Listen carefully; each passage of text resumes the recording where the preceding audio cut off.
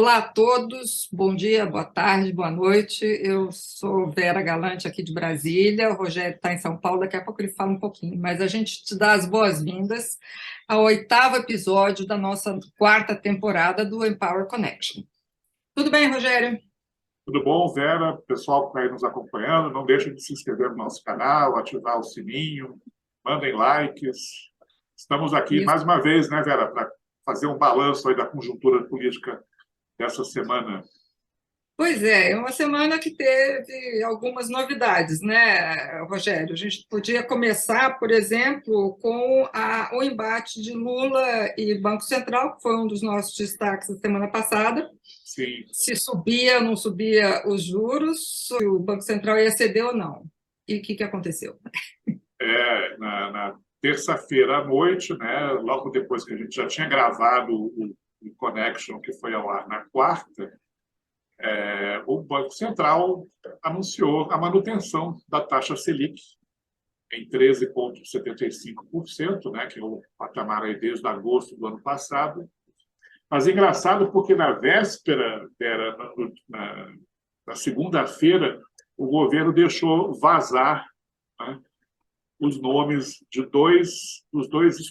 das duas pessoas que o Lula escolheu para preencherem, né, aquelas duas posições, a diretoria colegiada do BC, que ficaram vagas, né?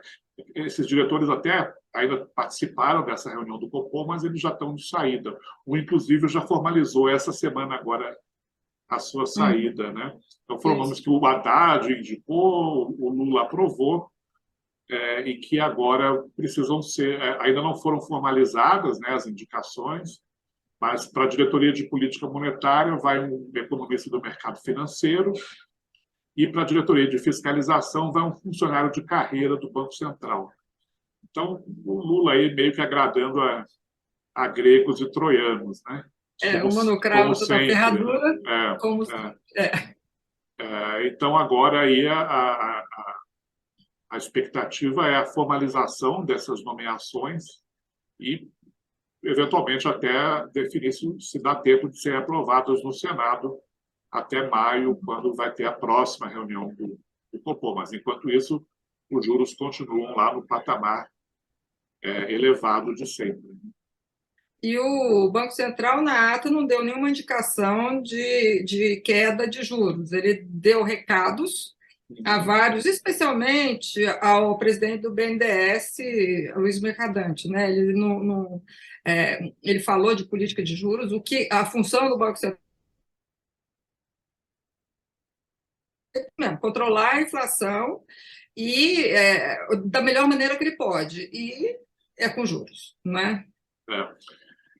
Mas a ata que saiu ontem, né, dia 28, Ontem não. menciona já também o envio do projeto da âncora fiscal ao Congresso, Isso. que pode, eventualmente, dependendo do Uhum. teor, né, permitir no futuro, aí, talvez não no futuro imediato, mas que aí sim o Banco Central possa dar uma afrouxada na política monetária. Né? Uhum. Pois é, agora vamos esperar, né? E também, você falou no arcabouço fiscal, o arcabouço fiscal ia ficar para depois da viagem de Lula à China, segundo o próprio Lula, mas Lula não foi à China, né? Então, parece que sai agora, né? Pois é, a viagem do Lula foi adiada, acho que daqui a pouco vamos falar sobre isso, né? E uma das consequências é que voltou a andar aí a questão do projeto do arcabouço fiscal, né? Essa semana, o ministro Fernando Haddad se reuniu com o presidente Lula, parece que apararam lá as arestas ainda que havia dentro do presidente com a equipe econômica, e o Haddad anunciou que o projeto vai ser divulgado essa semana ainda. Não é? Pois é. Amanhã, quinta-feira, tem reuniões marcadas aí do Haddad com o presidente da Câmara, com o presidente do Senado, com as lideranças dos partidos. E se ele chegar lá já com o projeto pronto, aí é inevitável que vai ser vazado. Né? Aí alguém Aí não tem vai mais. vazar para a imprensa. É, Mas pode ser é. que ele não apresente o texto do projeto, apresente só assim, as linhas As- gerais e tal, isso. e que, de fato, ele só vem a público em abril, né? Mas Uhum. o fato do Lula não ter saído do país e nem o Haddad ter saído do país Isso. pode ter aí representado um ganho aí de uma semana, 2 semanas no caminho político da âncora fiscal, né? Pois é, e é complicado, eu fico com pena do ministro Haddad, porque ele fazem várias sextas-feiras que ele está anunciando para sexta-feira, né? Então, essa semana só sobra tipo sexta-feira também, né? É, Então, ninguém garante que sexta-feira. Então, a gente fica em suspense até alguma sexta-feira ou quarta-feira, sei lá, qualquer dia desses é. eles anunciarem, Uma né? hora, uma hora sai, né? Uma hora sai, A tem que gente está sair. a gente tá usando aqui o condicional, né? Pode ser que o projeto seja É. divulgado, enfim. Então, pois é. E falando em Haddad com os presidentes do Senado e da Câmara, nós vamos conversar sobre o problema que está acontecendo. As MPs estão para vencer, estão todas seguras na Câmara por causa do presidente Lira, né, o presidente da Câmara, Arthur Lira, não querer ter algumas exigências quanto a examinar as MPs. E assim vai, né? Você quer explicar para a gente melhor? Sim, é aquele impasse sobre o qual a gente vem falando aí já há alguns programas, né, Vera, sobre o rito de tramitação das medidas Isso. provisórias, né? A Constituição determina que elas sejam analisadas por uma comissão mista. Então, uma MP é analisada por um senador, a outra por um deputado, e assim sucessivamente vai trocando, né? Mas desde a pandemia, essas comissões mistas pararam de funcionar e elas estavam indo direto para o plenário da Câmara, o que então dava garantia sempre que um deputado fosse o relator Certo. da MP, né? E agora, na semana passada, na quinta-feira, o Rodrigo Pacheco, presidente do Senado, que é também o presidente do Congresso Nacional, assinou um ato que as comissões mistas voltem a ser instaladas para todas as MPs que foram editadas a partir de 1º de janeiro, ou seja, Uhum. já editadas pelo presidente Lula. As MPs antigas, que ainda sobraram do período Bolsonaro, essas Continua como continuariam está. sendo enviadas direto para o plenário da Câmara, onde elas estão até sendo votadas. Essa semana a Câmara está fazendo um Uhum. esforço concentrado aí para votar todas as MPs que estão aí, o estoque de MPs que sobrou do ex-presidente Bolsonaro, Uhum. e o Arthur Lira está tentando ver se consegue manter alguma esse poder, esse protagonismo, né, que a Câmara vinha Isso. tendo aí durante a pandemia. A gente ainda não sabe como não se chegou ainda a um acordo, né? Se volta ao que era antes da pandemia, se continua do jeito que está na pandemia, ou se cria um terceiro modelo de análise das MPs. Mas ontem saiu uma notícia que talvez aí indique que esse cabo de guerra pode ser vencido pelo Rodrigo Pacheco, ou seja, voltaríamos ao que está estabelecido na Constituição, aliás, que é a Uhum. análise das MPs por comissões mistas do Congresso, né? Isso. Isso. Foi formado na Câmara dos Deputados um bloco parlamentar. Já tinha o PSD, o MDB, que são partidos que já participam do governo Lula, e eles conseguiram trazer para esse bloco o Republicanos, que é um partido que até então fazia parte do Centrão, junto com o PP do Arthur Lira e o PL do ex-presidente Bolsonaro, né? O Republicanos agora veio para o lado desses partidos aí de centro que estão mais próximos do governo Lula, né? Isso Isso. simplesmente criou o maior bloco parlamentar na Câmara. Parece que foi uma reação dos republicanos, que eles acharam que o Arthur Lira está exagerando um pouco em querer fazer com que a Câmara continue sendo toda poderosa na questão das MPs, Uhum. e pode também favorecer a ampliação da base aliada do governo Lula na Câmara, né? Então, mas isso também é incerto, né? Claro que o Poder Executivo tem um papel muito grande também. A gente não pode afirmar nada por enquanto, né, Rogério, porque a gente não viu o funcionamento dessa legislatura ainda. Sim. A gente está conversando sobre ritos passados que continuam agora.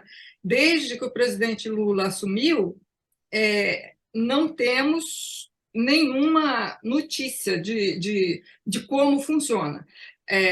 Temos a briga ali de quem pode mais, o Rodrigo Pacheco e o Arthur Lira, que sofreu um golpe agora com esse bloco que formou, porque ele não é mais o centrão.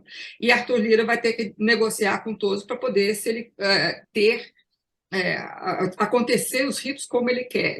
Bom, acho que era mais ou menos a agenda doméstica essa semana, né, Vera? Mas acho que tem algumas questões aí também da agenda externa brasileira e também resultado aí do adiamento da viagem do presidente Lula para a China, né? Pois é, como a gente viu, assim, o presidente teve uma pneumonia leve, decorrência de uma gripe forte que ele pegou, e aconselharam, e ele atendeu os conselhos, de não viajar à China, por causa da extensão do voo. São 36 horas de voo até a China. Lógico que pararia para abastecer e tudo mais. Não podemos esquecer da idade dele também, e que ele não tem um passado muito saudável, né? Ele teve câncer e tudo mais, então o cuidado é justificado. Então ele não foi. Mas muitos tinham viajado já, como a comitiva que foi com o ministro da Agricultura, o ministro Fávero. Alguns outros foram também, os outros empresários foram, e essa agenda foi mantida. Então, eles voltaram com muitos acertos. Alguma coisa precisa ainda da presença ou da conversa entre Xi Jinping e Lula. Como, por exemplo, a proposta da China de ter um clearinghouse, né, uma câmara de troca de câmbio, né, entre Brasil e China, para que todo o comércio entre Brasil e China seja em yuan. Isso é bom para a China. Não é necessariamente bom para o Brasil, porque é uma moeda que não tem muito valor internacional. Então, assim, se nós estamos cheios de moeda chinesa, nós vamos trocar com quem? Vender para os Estados Unidos quer dizer, comprar dos Estados Unidos e não compra. A moeda comercial ainda é o dólar, sem sinal de troca, pelo menos no futuro. Pode ter crise que for, mas o dólar continua sendo a moeda de troca, a moeda internacional de troca. Bom, o Brasil, para o Brasil isso não interessa muito, mas é possível, porque a balança comercial com a China, né, é enorme e tende para o Brasil. O Brasil ainda vende mais para a China do que a China para cá. Se trocar a moeda, vai ficar igual ou a China supera o Brasil. Por outro lado, a gente pisa no calo dos Estados Unidos. Então, isso aí é uma saia justa muito grande para o presidente Lula. Como é que ele vai se sair dessa arapuca? Essa daí é uma sinuca de bico, né? Porque não tem muito como ele sair dessa. Quer dizer, sem falar não ou sim, porque o mais ou menos não existe. Isso aí ou é na moeda chinesa ou não é na moeda chinesa.